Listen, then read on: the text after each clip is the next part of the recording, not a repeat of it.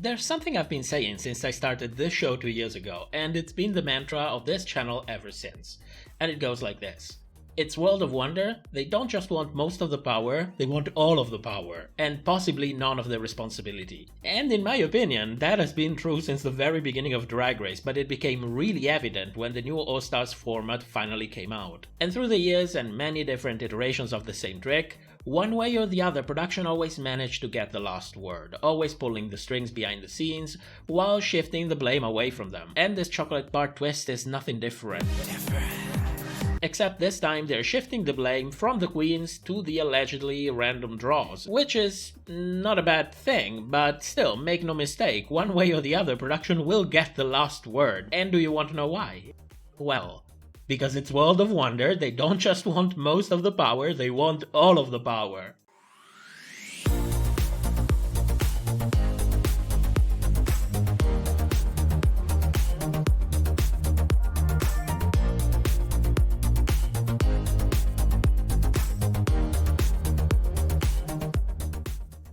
So how could they rig the whole thing? And most importantly, why would they create a false twist when they could just have a double save after a lip sync? Why go through the hassle? Believe me, there is a very good reason, and we're going to get to that. But first, let me explain you how they're going to pull this off in the first place. In episode 3 we were told that production prepared 14 chocolate bars. One of those is golden, and the queens who gets it will be allowed to return to the competition. The queens then randomly pick the bar, they sign them on the back, and then they get to keep them, with specific instructions to never open them. Now, I've seen people speculating that maybe the queens were instructed to pick a very specific bar, so let's call this scenario number 1. But I don't really believe this to be true, because it would create a couple of problems. Number 1, what if a queen ends up exposing them after it's all said and done? Because yes, the contract prevents them from speaking out, but it happened before, and it can happen again, and let's face it, World of Wonder has everything to lose by suing a queen for breaching an NDA, especially if what the queen was exposing was some dirty trick pulled by production. So they're not going to sue anyone, they would lose face, and face is money, and they know it, everyone knows it. But second and most important, it would bring down morale during filming, because instructing the queens on which bar to pick, when the whole thing is supposed to be random, only ends up fostering a terrible environment among all of them. What if they get demoralized and lose motivation because the game was rigged since the very beginning? I mean, if we learned anything from season 13, is that early decisions that show a clear favoritism and interference from production only end up having catastrophic consequences on the whole season. From a producer's perspective, you want the exact opposite to happen. You want the queens to be motivated, you want them to be excited, you want them to be hungry for the competition. That's how you make good television. And that's why, in addition to the random pick, the queens also sign the bars, because it gives them and the audience some sort of security that the whole game is not rigged to begin with. You know, because they sign the bars, and even if they don't carry them around the whole time, there's no way production could play a switcheroo, right? Except that's probably exactly what they did. First they lured everyone in a false sense of security, and then they played their tricks. Allegedly, of course. Now, I've been watching this company for a long time, and very rarely I saw them give up any sort of real power. If anything, the opposite has been true. So the signing of the bar actually had the opposite effect on me, because it put me on high alert. So let's continue, let's bring in scenario number 2. The queens pick the bar randomly, but production knows which queen picked the gold bar. Now, we didn't see any shuffling of the bars, so it's safe to assume that if a gold bar was there, production knew which queen picked it. Personally, I don't believe this scenario either, because again, it creates some problems. What if the wrong queen gets the gold bar? What if a filler queen gets it? What if someone who was supposed to go out at the very beginning of the season gets it? Then what do? Do you push an early out throughout the whole season only to preserve your shock value? What if the queen who got the gold bar ends up injuring herself and having to leave the competition? I mean, imagine setting up the whole twist, you know, making a lot of fuss about it, only to find out that it blows in your face right away. That's a big risk to take, and you know, in business, you always try to do the exact opposite. You want to minimize the risks, you want to reduce them as much as you possibly can. And while you do that, also maximize your profit. That's Capitalism 101. And I don't believe World of Wonder would ever take the risk of screwing up their big twist, because the chocolate bar is meant to keep the audience interested, to keep them speculating, talking about it on social media, giving the show more visibility, getting hashtag Drag Race trending on Twitter. They want their audience to be wondering, elimination after elimination, if, maybe this queen will be the one to be saved, or maybe this one, or this one. It's shock value, and it's meant to last for a long time, because they want the audience to keep wondering, and wondering for as long as possible. How will this turn out? Well, tune in next episode to find out. And the next one, and then the next one, and every time you tune in, VH1 gets to sell more advertisement for commercial breaks, which of course means money, and money speaks louder than chocolate bars. So at this point we are only left with scenario number 3. They play a switcheroo. How do they do it? Well, I'm glad you asked. First of all, the queens don't always have the bars with them. That would be impractical. Imagine going down that runway, feeling your hose in a piece of fabric. Where the hell would you put that bar? Wait, no, don't answer that. I'd like to keep this video family friendly, at least this one. So they don't always have the bars with them. But in addition, during the Roscoe's viewing party, Neisha actually asked Angeria if they keep the bars with them the whole time or production takes them away. And consider her answer carefully, because instead of confirming that they had the bars with them the entire time, that production didn't take them, and so on, Angeria declined to answer. Did you keep it in your possession the entire time after you got it, or does production take it back? She can't confirm She or can't deny. say.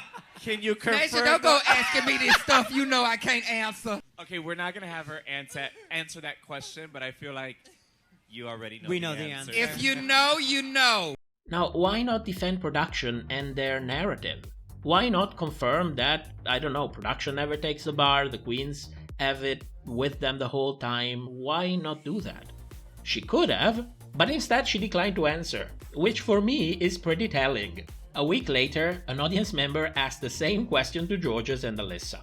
They switched off their microphones. Now I cannot show you this clip because even though it's fair use, I'm quite sure I'll get a copyright block for using too much footage. But I will leave a link with a timestamp in the description and you can see it for yourself. So, at this point our best bet is still that production switches the bar. But how would they do it? Well, first of all, make it as simple as possible by minimizing the number of switches that you have to do. Let's assume a gold bar was there, but the wrong queen got it. Then at that point you have to switch her gold bar with a chocolate one, and then do the opposite with the queens that you want to save. Let's make it simple. Let's keep it simple. Never forget the resident queen of Puerto Vallarta. Keep it simple, stupid, so let's keep it simple. And let's just say that all of the bars were chocolate to begin with. Then when the time is right, when the queen is right, you just switch her bar with a golden one. That way you get to do whatever you want and with minimal effort. So it's a win-win. But how do you switch the bars since they're all signed? Well, Cornbread gave us a pretty good idea how, because before leaving the competition, she opened her bar for the camera and she opened it from the side.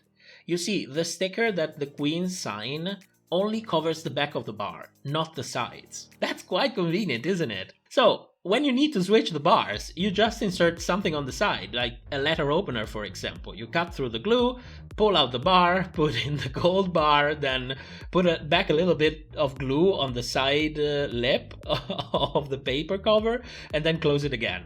Nobody will be able to tell that that side was glued twice once it's all closed and done. How would you even do that? And that's how simple it is. And I also believe that the queens had to give the bars back to production. And not only they had to give it back, they had to give it back immediately after signing them. And then they get it back after lip syncing. Because I bet that production knows that the queens could use the same exact trick to open the bars and find out if they will get a second chance or not. You know, queens have access to glue as well. It's like the one thing that they always have. Doesn't matter if it's a lash glue, it's a hair glue, it's whatever. They have glue. They have tons of it. And the problem is, if the queens gets to open the bar, they might find out that maybe, just maybe, all of the bars were chocolate to begin with. And that would be a problem, because they have to believe that they might actually have a second chance. And so does the audience. Now, we also have one last scenario I am mentioning just because I'm being compulsive with you know, all of the possibilities. What if all the bars were chocolate to begin with, but the chosen queen, after lip syncing, gets to sign a new bar which is golden? Pretty shitty deal if you ask me, but if it's of any consolation, I don't think it's likely, like at all. Now let's get to the interesting part. Why would they create this twist to begin with? The answer might surprise you, because you need to keep audience interested. It's shock value. It's there to keep people wondering, people talking, people tweeting, making posts on Reddit, making videos, and that generates clout, and clout is money. But most importantly, the twist is there to maximize the amount of people who tune in episode after episode. It's no secret that audiences drop during the course of a season. There is usually a peak during the premiere, and then the audience starts slowly tapping out, especially during long seasons, until it picks again for the finale. So you have to find a way to keep your audience interested, keep them wondering if the twist is coming next episode, or maybe the episode after it. Keep tuning in. This is not by chance that we didn't see the gold bar yet, because I bet they're trying to drag it out as much as possible. You know, when the season started, my best bet already was that we wouldn't see the bar until half or 3/4 of the season, because they might want to keep the audience wondering for as long as possible. And once the twist is done, it doesn't really matter if the audiences decided to tap out like the last 2 or 3 episodes. It doesn't matter. VH1 already made most of the advertisement money by that point, and viewers will surely come back for the finale anyway. So the audience gain that you got from the premiere until the chocolate bar twist is already going to outweigh the amount of audience that you lose from the bar twist until you finally have your finale. It's just math. In my opinion, for all intents and purposes, they didn't create the gold bar twist just to shake things up a little bit. They did it to counteract audience dropping. And that's why we haven't seen the gold bar yet. And that's why there's no other way to do it than to rig the shit out of it. And since everyone learned over time to never trust World of Wonder, or any reality TV production if you ask me, then they might have come out with this signing off the bar so that everyone would be lured into this false sense of security and overlook the obvious. This is a stunt pulled to keep audience from dropping. And while this signing might work for some people, it doesn't really work for anyone who knows the real purpose of the twist. And, you know, it's like a beacon, pointing to the real solution of the puzzle. So, at this point you might be wondering, which queen has the gold bar? And I hope that you know the answer as well. It doesn't matter who has it, it's when they have it. But if the choice was up to me, I would try to maximize the shock value of it. I would definitely go for a front runner, possibly one that's not very good at lip syncing to begin with. And maybe against someone that is a very good lip syncer, someone that is a proven good lip syncer. And that would leave a very strong impression on the viewer, that it would develop more attachment to that queen.